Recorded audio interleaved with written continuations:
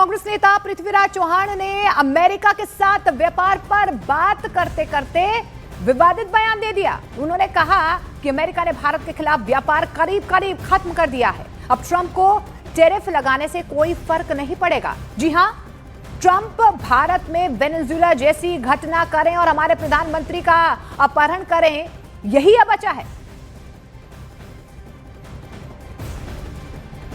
सिर्फ टैरिफ से कोई फर्क पड़ने वाला नहीं है। और 50% लगा दें, व्यापार तो पहले से बंद है, निर्यात तो हो नहीं रहा है, हो ही नहीं सकता। तो अब सवाल ये कि क्या जो वेनेजुएला में हुआ इस तरह से कुछ होगा क्या भारत में? हमारे प्रधानमंत्री को किडनैप करके ट्रंप साहब ले जाएंगे क्या? और प्रदीप भंडारी सीधे हमारे साथ फोन लाइन के जरिए जुड़ रहे हैं। प्रदीप, ये जो पृथ्वीराज चौहान की तरफ से ये विवादित बयान दिया गया है, इस पर आपकी पहली प्रतिक्रिया? देखिए, ये देश विरोधी बयान है। ये दर्शाता है कि राहुल गांधी और कांग्रेस पार्टी देश के अंदर एक फॉरेन इंटरवेंशन चाहती है।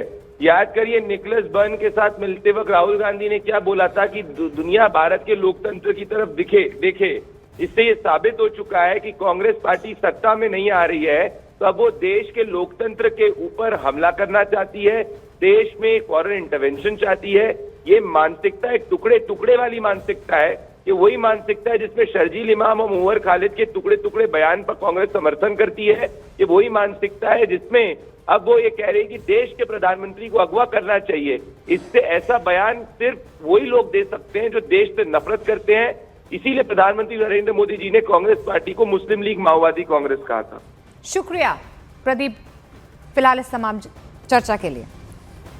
एक बार फिर से आपको सुनवा देते हैं कि पृथ्वीराज चौहान जी ने क्या कहा। सिर्फ टैरिफ से कोई फर्क पड़ने वाला नहीं है। और 50% लगा दें, व्यापार तो पहले से बंद है, निर्यात तो हो नहीं रहा है, हो ही नहीं सकता। तो अब सवाल ये कि क्या जो वेनेजुएला में हुआ इस तरह से कुछ होगा क्या भारत में? हमारे प्रधानमंत्री को किडनैप करके ट्रंप साहब ले जाएंगे क्या?